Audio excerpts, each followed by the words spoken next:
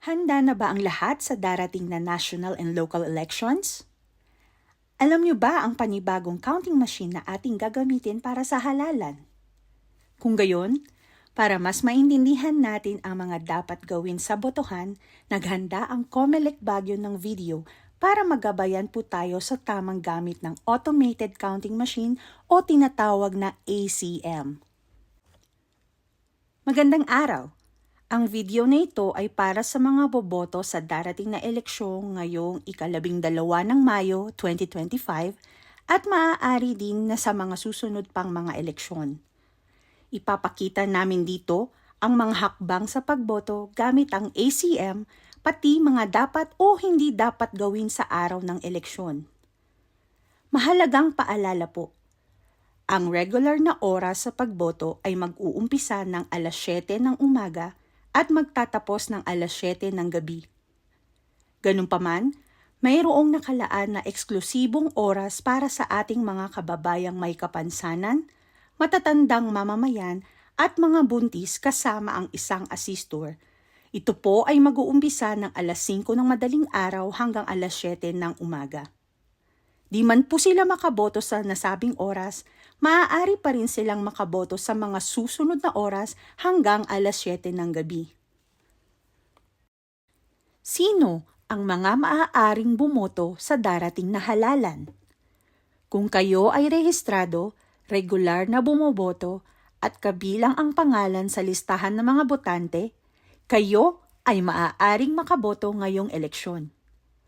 Kung mangyari ay nakaregister sa ibang lungsod o probinsya, kailangan na ikaw ay bumoto sa lugar kung saan ka nakarehistro.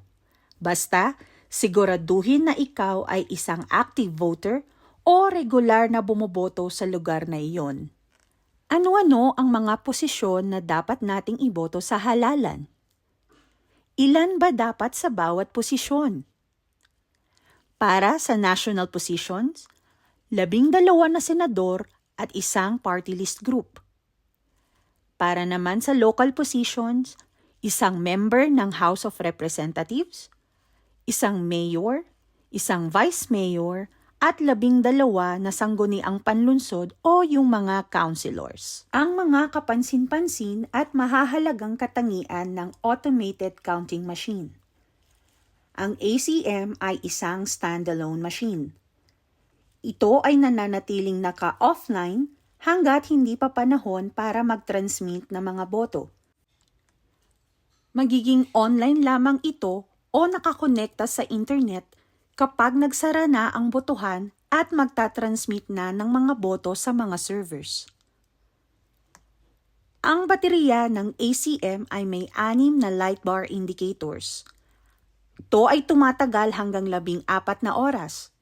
Makakatulong ito para siguraduhin hindi maabala o mahinto ang takbo ng eleksyon kahit mawalan man ng kuryente sa mga voting centers.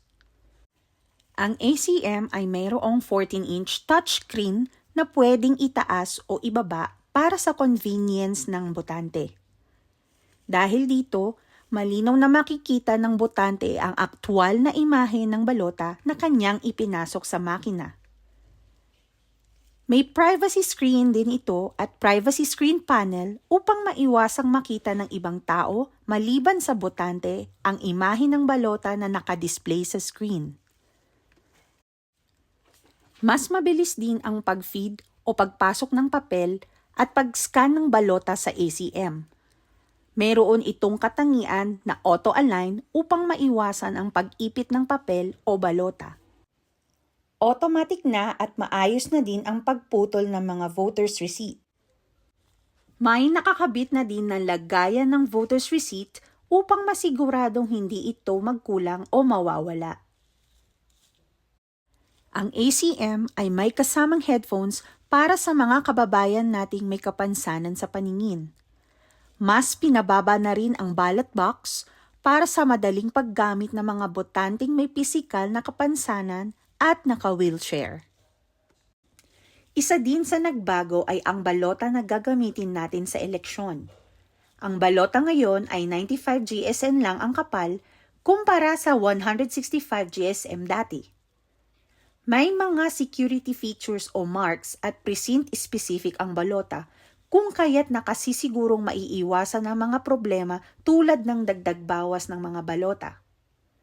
May mga nakalaan na mga balota sa isang clustered precinct na maaari lamang maskan gamit ang ACM na naka-assign sa lugar ng pagbobotohan o classroom na iyon. Hindi ito mababasa ng ibang ACM kung sakaling subukang dalhin ang mga balota sa ibang polling place. Narito naman ang mga hakbang sa pagboto na dapat nating sundin para mas mapabilis at maging maayos ang takbo ng eleksyon.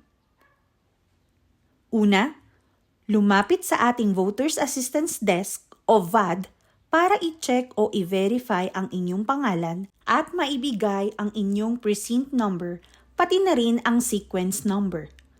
Maaari din nating tignan ang mga listahan ng mga botante na nakapaskil sa labas ng classroom. Pangalawa, pagpasok sa polling place o classroom, lumapit sa Electoral Board o EB na nag-a-assist doon. Ito yung mga guro natin na tutulong para maging maayos ang proseso ng pagboto. Magbigay lamang ng valid ID o sabihin ng inyong pangalan, precinct number, at sequence number. Titignan ng EB kung ang iyong pangalan ay nasa Election Day Computerized Voters List o EDCVL at titignan din kung may marka ng indelible ink ang inyong kuko. Kung walang marka ng indelible ink, i-verify ng EB ang inyong pagkakakilanlan at papipirmahin ka na sa EDCVL. Ipapakita din sa iyo ng EB chairperson na maayos at malinis ang balota. Ilalagay niya ito sa ballot secrecy folder at ibibigay sa iyo kasama ang marking pen. Pangatlo, maaari nang pumunta sa voting area at bumoto sa pamamagitan ng pag-fully shade ng bilog bago ang pangalan ng kandidato na iyong iboboto. Pang-apat, matapos mag-shade, ay ipasok ang iyong balota sa Automated Counting Machine o ACM. Hintayin na lumabas ang resibo at tignan sa screen ang ballot image ng inyong balota. Bibigyan kayo ng 15 segundo para suriin ang harap ng balota at 4 na segundo naman sa likod at ikumpara ito sa inyong resibo. Kung kayo naman po ay kabilang sa mga priorities, lalo na sa mga kababayan natin na may kapansanan sa paningin, maaari ninyong magamit ang headphone nang sa gayoy inyong marinig at malaman ang ginagawa ng AC. Pagkatapos ay maaari nyo nang ihulog ang inyong resibo at ibalik na rin ang folder pati na rin ang marking pen sa electoral board. At ang huli, magpalagay ng indelible ink sa kuko ng kanang hintuturo. Pagkatapos nito, maaari na pong lumabas ng polling place. Ito ay magpapatunay na natapos ninyo ang proseso sa pagboto. Tandaan, kapag naisara na ang botohan sa ACM at maprint ang unang 9 na election returns, ikakabit na ang transmission device nito at sabay-sabay na itatransmit ang resulta ng botohan mula ACM. Ang mga servers na ito ay ang municipality, city, o district board of canvassers server, central server, citizens arm 1 at 2 servers, dominant majority at minority servers, pati na rin ang media server para mas maging transparent sa lahat.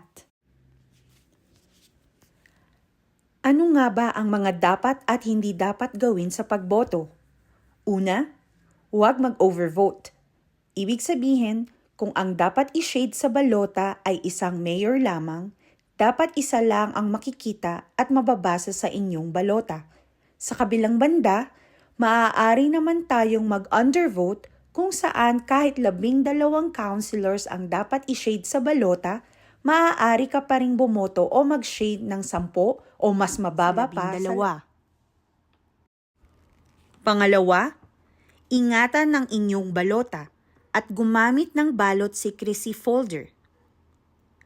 Pangatlo, huwag kunan ng litrato ang balota, voter's receipt o yung screen ng ACM.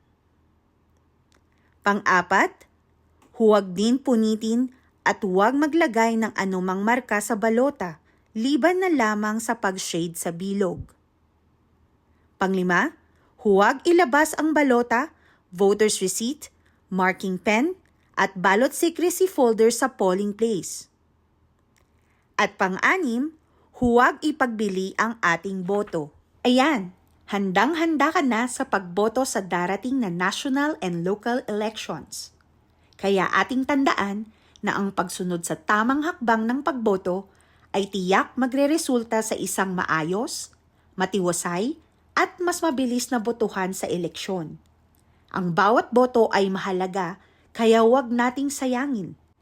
Ang May 12, 2025 national and local elections ay isang makabagong halalan para sa makabagong Pilipino, kaya naman mahalagang maramdaman ng sambayan ng Pilipino ang kahalagahan ng bawat boto sa pamamagitan ng isang mas transparent, mas pinadali, mas inklusibo at mas accountable na proseso ng pagboto at ang kabuuang sistema ng halalan.